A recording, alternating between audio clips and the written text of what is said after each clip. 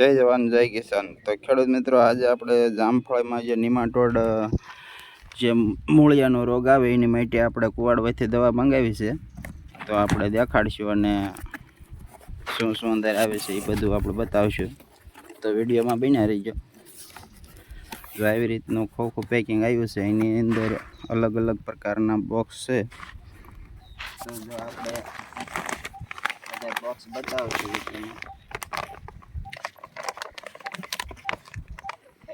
આપણે બધા 4 કિલો માસે પાવર જોઈએ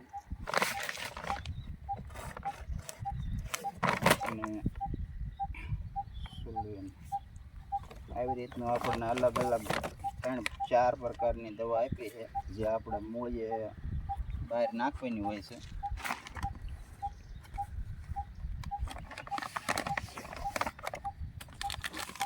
અને આવી રીતના આવા 3 પેકેટ આવ્યા છે, જે આપણે એક પેકેટ આપણામાંથી કાઢીને પડ્યું છે, એ જે પડ્યું છે.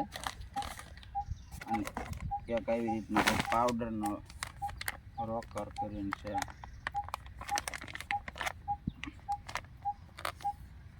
તો ખેડૂત મિત્રો, આપણે આ બધું મિક્સ કરી અને પહેલાં તો બધું આપણે આમાં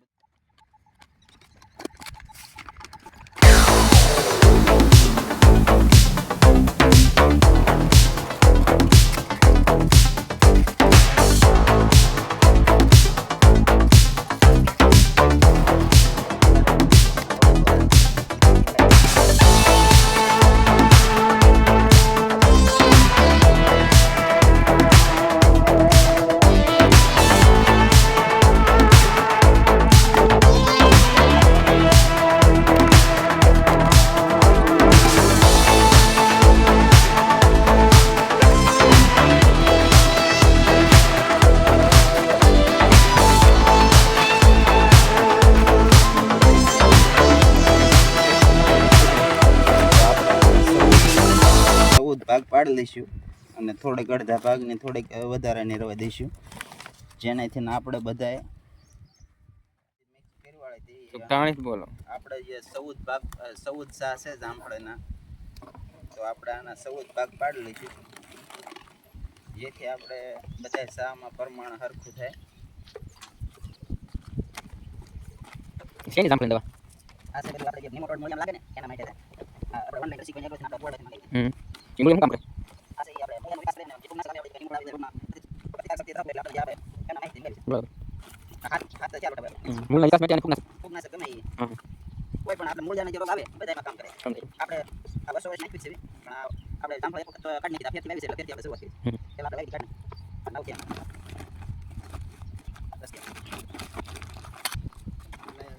9 થી 47 પ્લાન્ટ છે, બરાબર. પ્લાન્ટ મતલબ આપણે જામફળી છોડવા એટલે 47 છે. તો આપણે આ ભાગ પાડવાળા, બરાબર. એક સામાં એક લોટો આપણે આવે છે, તો આપણે આ મોટી પેલી પડે તો આપણે આ નાની પણ આણે છે. આપણે આયા બધા આપણે 47 વખત ભરીને માપ કરી લઈશું. બરાબર. એક સામાં આપણે કેટલા વાટેકી જોવે છે. બરાબર. આ આપણે જે પશુ માટે મિનરલ મિક્સર મંગાવીને એની સમજી છે, એટલે આપણે આની દ્વારા આપણે માપ કરી લઈશું, બરાબર છે ને.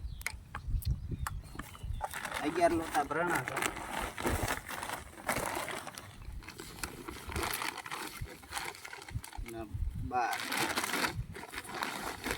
એક લોટો બરાબર 47 છોડવા થયા ને.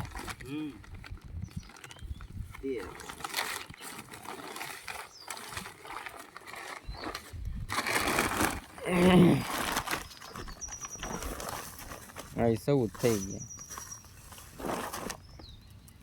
આ મિત્રો 14 લોટા થઈ ગયા, બરાબર. આમાં થોડીક દવા 1 લોટા જેટલી વધી છે, એટલે એક સા આપણે જામફળીનો અડધો છે, એ અડધો હોત થઈને 15 થાય છે. તો આપણે હવે 1 લોટાનું આપણે માપ કરી લઈશું કે 1 લોટામાંથી આપણે કેટલી પિયાલી ભરાય, બરાબર.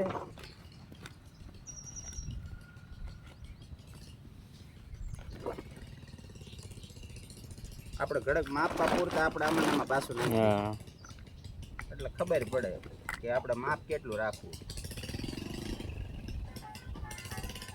આપણે પહેલા તો જો થોડોક આખી ચમચીમાં થોડુંક અધૂરું એટલું નાખ્યું. આ ઓગળે નહીં.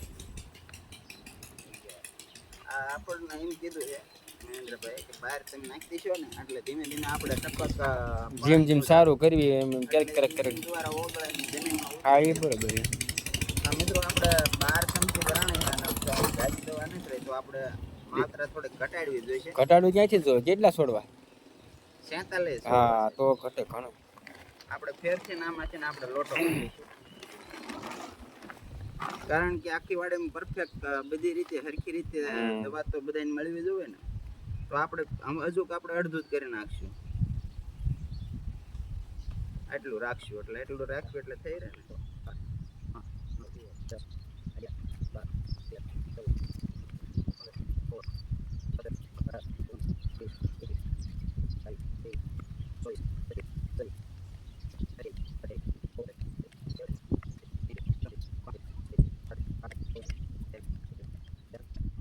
તકલીફ થઈ છે એટલે આપણે એટલું આપણે વર્ષન બતાવવાના છે. 43 થાય એટલે મતલબ 3 છોડવાની ઘટ આવી ને પણ એ ક્યાંક વધુ ભરાણું હોય આજે તો આપણે મોકામાં આપણે 4-5 સા છે ને એમાં શાળા છોડવા જ છે અને એમાં એના ભાગની દવાઈ વધે ને એમાં ત્યાં પછી કોઈક ઢાંકણા વધુ ભરાણા હોય કોઈક ઓછા ભરાણા હોય એટલે ટૂંકમાં અડધાથી સહેજ ઓછું રાખવાનું. આ વિડીયોમાં બતાવો આપણે આ માપ રહ્યું ને એટલું આપણે 1 છોડવામાં નાખવાનું માપ છે.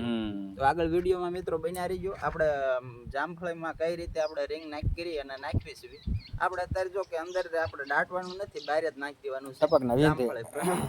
ટપકનું આપણે જામફળીને થળિયા અડતે ફરતે નાખી દઈશું એટલે પાણી તો આપણે બોર દ્વારા આપણે ટપક દ્વારા પડશે એટલે ઓગળે ધીમે ધીમે તો મૂળિયામાં જશે બરાબર. અને આપણને મહેન્દ્રભાઈ એ રીતે જ સલાહ દીધી છે. તો આપણે હવે ડોલુમાં વિતરણ કરી નાખશું ભાગ પાડી લઈશું 2 ડોલુમાં.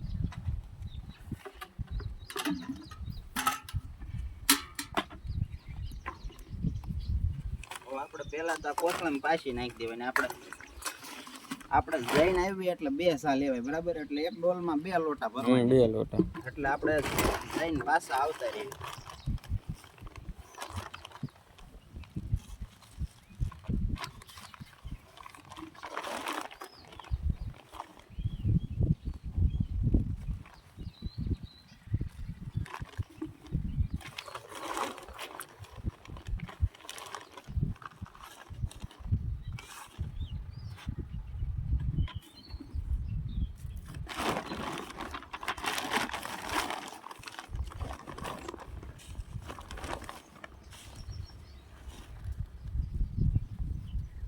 તો ચાલો મિત્રો આપણે જે 2 ડોલોમાં 2 આપણે લોટા નાખી દીધા છે એમાં એવો ચમચી નાખી દઈશું.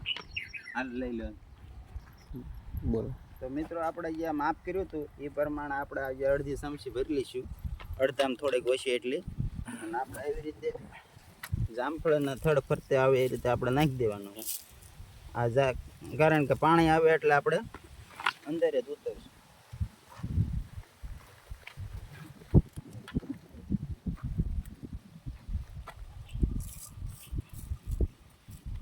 અને આપણે ટપકનું આપણે બોરવું પણ બતાવી દઈશું. જો આમ ટપક ખેડૂત મિત્રો આપણે આ જે ટપક ફિટ કરેલી છે એનું આપણે આ જે ડ્રીપર કહેવાય છે બોરવું અમારે દેશી ભાષામાં બોરવું કે આનીથી પાણી આવે એટલે આપણે દવા જે નાખી એ અંદર ઉતરી જાય છે. હજી આવડો છોડવો થયો છે અને આપણે ખેડૂત મિત્રો આ જામફળી રહી ને એ આપણે ચોમાસાની શરૂઆત આપણે લગભગ 15 દિવસ ગયા છે ત્યારે આપણે સોંપ્યું હતું બરોબર ને સંજય? હા આપણે પહેલા તો મરસી વાવી હતી અને મરસી આપણે શોર્ટ એન્ડ હેમી થઈ ગઈ હતી. પછી આપણે ત્રીજા સાહે ટૂંકમાં પાટલું રાખ્યું હતું કપાના ત્રીજા સાહે સોંપ્યું હતું. આપણે કપાન સાહે મરસી વાવી હતી બરાબર. એટલે વશમાં 2 સા મૂકી અને ત્રીજા સાહે જામફળ છે એટલે આપણે કપાન વખડું કેટલું 4 ફૂટ નું થાય 4.5 ફૂટ એવું થતું હશે 4 થી 4.5 54 ની ગાળે ગણાય 54 ની ગાળીએથી આપણે નાખ્યા હતા એટલે ત્રીજા સાહે સોંપ્યું હતું એટલે 12.5 ફૂટ જેવું વખડું થાય. અને આપણે આ એક છોડવાથી બીજા છોડનું અંતર આપણે જે 10 ફૂટ નું રાખેલું છે. અને આપણે શરૂઆતના 10 દિવસ વરસાદ 10-15 દિવસ હા. ત્યાંથી કરી આપણે જામફળ સોંપી હતી અને તમે આ જામફળ પછી આખી વાડી જોઈ શકો છો. આ આપણે મારે માથા માણે થઈ ગઈ છે. આ બધી આપણે સંજયભાઈ બતાવો. આપણે જામફળીમાં કોઈ પ્રકારનું કાંઈ ઘટે એવું નથી, કારણ કે આખી વાડીમાં કોક છોડવા તો એવા ફેલ થાય જ છે. કોક થાય એ તો બધા ખેડૂત મિત્રોને અને કોક છોડવા ફેલ થાય ને ત્યાં આપણે જો આ ફૂલ છોડવો નાનો છોડવો જોઈએ. અહીંયા આપણે ખાલું પડ્યું હતું. આ છોડવું આપણે જે તાઇવાન પિંક આવે ને એનું આપણે ખાલું ભર્યું હતું. એ વેરાયટી અલગ આવે. અને આ જે બધી મોટી વેરાયટી રહી આપણે જે અંજીર કહેવાય ને, અંજીરિયા જામફળ જે સાદા અને ખાધે એકદમ મીઠા અને અંદરથી ને આપણે લાલ નીકળે છે. અને માર્કેટમાં એ જ પહેલા નંબરે હાલે છે. ખાધે એકદમ એની મીઠાઈ બહુ સારી હોય છે અને માર્કેટમાં આપણે 1 kg કરતાં આનો ઉપાડ વધારે થાય છે. તો આપણે આપણે પહેલી વખત જે સોંપીને આપણે આગળ આમ ઝૂમ કરીને બતાવો. જે આપણે કરશનભાઈની જામફળ છે, જે મારાથી મોટો ભાઈ છે, એને હારી આપણે જો તમે જોઈ શકો છો આગળ વિડીયોમાં. એ આપણે આમાં ને એમાં બે હારે વાવી હતી. પછી આપણે થોડોક કામે પોગતા નહોતા એટલે થોડીક કાઢી નાખી હતી ને પછી પાછો શોખ થયો એટલે પાછી વાવી દીધી છે. તો આ અમારો આજનો વિડીયો મિત્રો કેવો લાગ્યો એ કોમેન્ટમાં જરૂર બતાવજો અને અમારી મહેનત કેવી લાગી એ પણ બતાવજો. અને આવા નવા વિડીયો જોવા અમારી ચેનલને લાઇક કરજો, શેર કરજો અને સબસ્ક્રાઈબ કરજો, જેથી આવી અવારનવાર માહિતી મળતી રહે. જય જવાન, જય કિસાન.